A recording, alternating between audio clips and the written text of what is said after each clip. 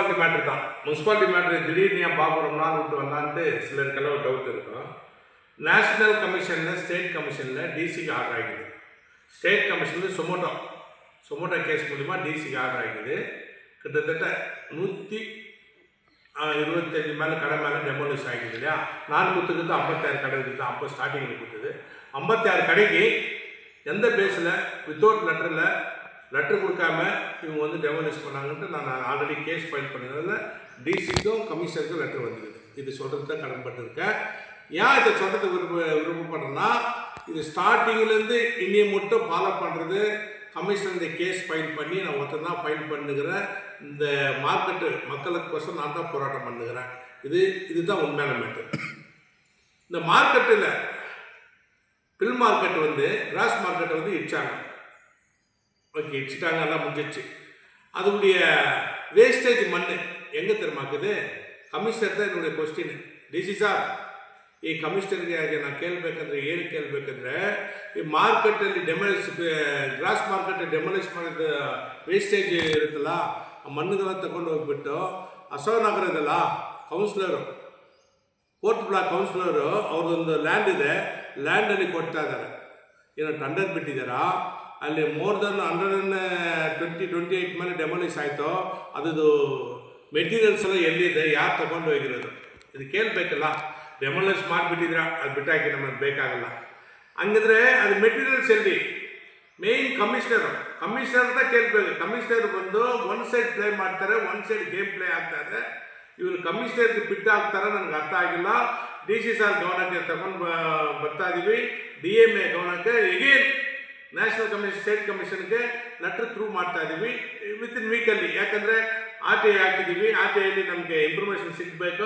Improvement ಸಿಕ್ಕಿದ್ರ ಮೇಲೆ next through ಮಾಡ್ತೀವಿ. ಇಲ್ಲಿ KGF ನಡೀತಾ ಇರೋದು ಇಲ್ಲಿಗೆಲ್ ಆಗಿ. ನನ್ನ ಫ್ರೆಂಡ್ ಮಾತಾಡಿದ್ದಾನೆ, ಹಿಂಗಾಗುತ್ತೆ.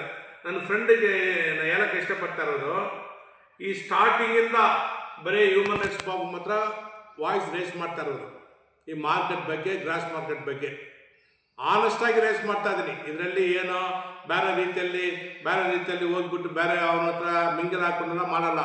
ಡೈರೆಕ್ಟಾಗಿ ಆನೆಸ್ಟಾಗಿ ಮಾಡಿ ಇವತ್ತು ಎನ್ಕ್ವೈರಿ ಹಾಕಿದ್ದೀನಿ. இந்த பாபு தான் என் ஃப்ரெண்டுக்கு நேற்று கூட பேசினேன். ஃப்ரெண்டுக்கு நான் சொல்கிறது கடன்பட்டிருக்கேன். இந்த எந்த லீடரும் பேசினேன், இந்த லீடர் இல்லை, நான் ஒரு ஹியூமன் ரைட்ஸ் நேஷனல் சேர்மன் ஆகிறதுனால நான் தான் இதுக்கு ஃபைட் பண்ணுகிறேன். ஃபைட் பண்ணி ஸ்டேட் கமிஷன்லேருந்து டிசிக்கு ஆர்டர் ஆகிக்குது, டிசிலேருந்து கமிஷனருக்கு ஆர்டர் ஆகிக்குது, நேஷனல் கமிஷன்லேருந்து சொமோட்டோ கேஸ் டிசிக்கு ஆர்டர் ஆகிக்குது, கமிஷனருக்கு ஆர்டர் ஆகிக்குது. இப்படி சீக்கிரத்தில் லெட்டருக்கு த்ரூ ஆகும். இவங்க போய் என்னை கூப்பிடுவாங்க என்கொயரிக்கு.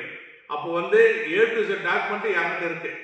மொத்த கடிதம் கிராஸ் மார்க்கெட்டுக்கு பின் டு பின் டாக்குமெண்ட் என்கிட்ட இருக்குது. சில RTIக்கு போட்டுருக்கோம், DMக்கு RTI பண்ணியிருக்கோம், டிசிக்கு RTI போட்டுருக்கோம், முனிசிபாலிட்டி கமிஷனுக்கு RTI போட்டிருக்கோம். அந்த டீட்டெயில் எடுத்துக்கணுன்னா நெக்ஸ்ட் ஸ்டெப்பு மூவ் ஆகணும். ஏன்னா இதுலேருந்து யாரும் பேக் ஆகலை.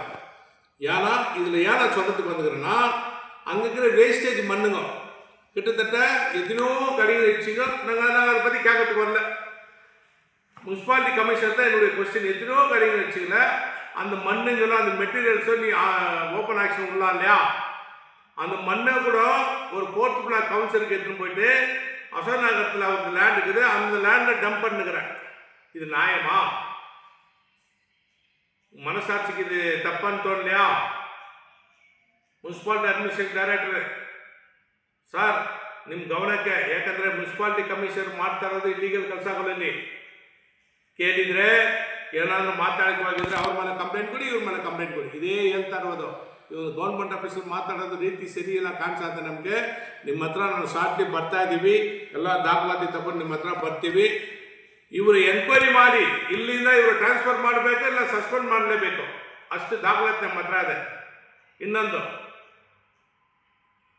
ಬೇರೆ, ಅಲ್ಲಿ ಡೆಮೊಲಿಷ್ ಆಗಿದ ಮೇಲೆ ಅಲ್ಲಿ ಹೋಗ್ಬಿಟ್ಟು ಡಂಪ್ ಮಾಡ್ತಾರೆ. ಸುರೇಶ್ ಟೆಕ್ಸ್ಟೈಲ್ ಇವರು ಹೇಳ್ತಾರಲ್ಲ ಕ್ಲೀನ್ ಶೀಟನ್ನು, ಅಲ್ಲಿ ಮಾತ್ರ ಸುರೇಶ್ ಟೆಕ್ಸ್ಟೈಲ್ಸು 40 ಲಕ್ಷಕ್ಕೆ ಒಂದು ಜೈನ್ ತಗೊಂಡಿದ್ದಾರೆ. ಅವನು ರೆಂಟ್ ಕಟ್ತಾ ಇರೋದಷ್ಟು ಗಾಂಧಿ ಸರ್ಕಲ್ ಆಪೋಸಿಟ್ ಇರುವುದು ಸುರೇಶ್ ಟೆಕ್ಸ್ಟೈಲ್. ನಿಮಗೆಲ್ಲ ಗೊತ್ತು, ಪ್ರೆಸ್ ಅವ್ರಿಗೆ ಗೊತ್ತು. 40 ಲ್ಯಾಕ್ಸ್ ಸೇಲ್ ಆಗಿದೆ, 40 ಲ್ಯಾಕ್ಸ್ ಸಮಥಿಂಗ್ 50 ಲ್ಯಾಕ್ಸ್ ಸೇಲ್ ಆಗಿದೆ. ಯಾರು ಮುನ್ಸಿಪಾಲಿಟಿ ಜಾಗ ಅದು, ಅವನು ರೆಂಟ್ ಕಟ್ತಾ ಇರೋದು ಬರೀ 2,000. 2,000 ರೆಂಟ್ ಕಟ್ಬಿಟ್ಟು 40 ಲಕ್ಷಕ್ಕೆ 50 ಲಕ್ಷಕ್ಕೆ ಸೇಲ್ ಮಾಡ್ತಾರಂದ್ರೆ ಇದು ಮುನ್ಸಿಪಾಲಿಟಿ ಮಿಂಗಲ್ ಆಗಿದ್ದಾರೆ ಇಲ್ಲ. ಯಾರು ಕೇಳಿದ್ರೆ ಎನ್ಕ್ರೋಚ್ಮೆಂಟು ಎಕ್ಸ್ಪೈರಿ ಹೇಳ್ಕೊಂಡಿದ್ದೀರಿಲ್ಲ ನೀವು. ಇದರಲ್ಲಿ ಎಕ್ಸ್ಪೈರಿ ಎನ್ಕ್ರೋಚ್ಮೆಂಟ್ ನೀವು ಕಮಿಷನರ್ ಹತ್ರ ಹೇಳಿ, ಕಮಿಷನ್ ಆನ್ಸರ್ ನಾನು ಅಲ್ಲಿ ಕೊಡ್ತೀವಿ, DM ಹತ್ರ ಹೇಳಿ ಆನ್ಸರ್ ನಿಮ್ಗೆ ಮಾಡ್ತೀವಿ. ಯಾವುದು ಎಕ್ಸ್ಪೈರಿ ಯಾವುದು ಎನ್ಕ್ರೋಚ್ಮೆಂಟು ಇದೆಲ್ಲ ಬಂದು ಅಲ್ಲಿ ಹೇಳಲೇಬೇಕು. ಅದಕ್ಕೆ ಉತ್ತರ ನಾವು ಕೊಡ್ತೀವಿ, ನಮ್ಮ ಹತ್ರ ದಾಖಲಾತಿದೆ, ಉತ್ತರ ಅಲ್ಲಿ ಕೊಡ್ತೀವಿ. ಇಲ್ಲಿ ನಿಮ್ಮ ಮನೆ ಸಸ್ಪೆಂಡ್ ಮಾಡಬೇಕು, ನಾನು ಬಿಟ್ಟೇ ಹೋಗೋದಿಲ್ಲ, ಸಸ್ಪೆಂಡ್ ಮಾಡಲೇಬೇಕಾಗತ್ತೆ ನಿಮ್ಮ. ಸುರೇಶ್ ಅಂಗಡಿ, ಸುರೇಶ್ ಟೆಕ್ಸ್ಟೈಲು 40 lakhsಗೆ ಮುನ್ಸಿಪಾಲ್ಟಿ ಜಾಗ 40 lakhs ಇವತ್ತು ಸೇಲ್ ಆಗಿದೆ ನೋಡಿ. ಹೆಂಗೆ ಸೇಲ್ ಮಾಡ್ತಾರೆ ಅವನೊಬ್ಬನಿಗೆ? ನಿಮ್ಮ ಮುನ್ಸಿಪಾಲ್ಟಿ ನಾನು ಟೇಕ್ ಓವರ್ ಮಾಡಿ ಗೊತ್ತು, ಒಳ್ಳ ಆನೆಸ್ಟ್ ಆಫೀಸರ್ನ ನೀವು ಟೇಕ್ ಓವರ್ ಮಾಡಬೇಕಲ್ಲ. ಅದಕ್ಕೆ ವಾರ್ಡ್ ಕೌನ್ಸಿಲರ್ ಇರ್ತಾರಲ್ಲ ನೋಡಬೇಕಲ್ಲ. ವಾರ್ಡ್ ಕೌನ್ಸಿಲರ್ಗೆ ನೀವು ಸಪ್ಲೈ ಮಾಡಿ ಹೋಗ್ಬಿಟ್ಟು ಲ್ಯಾಂಡಲ್ಲಿ ಬಿಡ್ತೀರಾ ನೀವು. ಈ ಮಣ್ಣುಗಳು ವೇಸ್ಟೇಜ್ ಮಣ್ಣನ್ನು ತಗೊಂಡು ಹೋಗ್ಬಿಟ್ಟು ಆ ಲ್ಯಾಂಡಲ್ಲಿ ಡಂಪ್ ಮಾಡಾಕ್ಬಿಟ್ಟು ಈ ನ್ಯಾಯ ಅದೇ ನಿಮಗೆ ಕೇಳಿದರೆ ಪೊಲಿಟಿಕಲ್ ಇನ್ಫ್ಲೂಯೆನ್ಸು. ಇದೇನು ಪೊಲಿಟಿಕಲ್ ಇನ್ಫ್ಲೂಯೆನ್ಸು? ತಪ್ಪಲ್ಲ ಅದು. ಬಾಬು ಯಾವತ್ತು ಲೀಗಲ್ ಆಗಿ ಬಂದು ಹಾಜರಾಗಲೇ ಆಗ್ತಾನೆ. ಇದಕ್ಕೆ ಆಕ್ಷನ್ 100% ಮಾಡಲೇ ಮಾಡ್ತೀನಿ. ಶಾರ್ಟ್ಲಿ ಇದು ಎನ್ಕ್ವೈರಿ ನೀವು ಫೇಸ್ ಮಾಡಬೇಕು. ನನ್ನೇ ಕರೆಸ್ತಾರೆ, ನನಗೂ ಲೆಟ್ರ್ ಬಂದಿದೆ. ಶಾರ್ಟ್ಲಿ ನಿಮ್ಮ ನ್ಯಾಷನಲ್ ಕಮಿಷನ್ ಕರೀತಾರೆ, ಸ್ಟೇಟ್ ಕಮಿಷನ್ ಕರೀತಾರೆ. ವಿಕಾಸ್ ಇದರಲ್ಲಿ ಮೀಟಿಂಗ್ ಆಗುತ್ತೆ ನ್ಯಾಷನಲ್ ಕಮಿಷನ್ದ, ಅವತ್ತು ನಿಮ್ಮ ಕರೀತಾರೆ, ನನ್ನೇ ಕರೆಸ್ತಾರೆ. ಅವತ್ತು ಮಾತಾಡೋಣ. ಜೈ ಹಿಂದ್, ಜೈ ಕರ್ನಾಟಕ.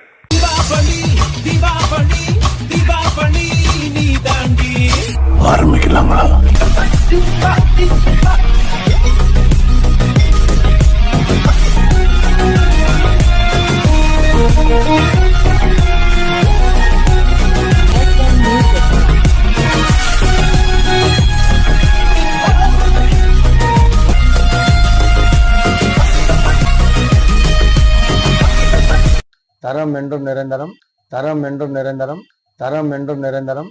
வாங்க.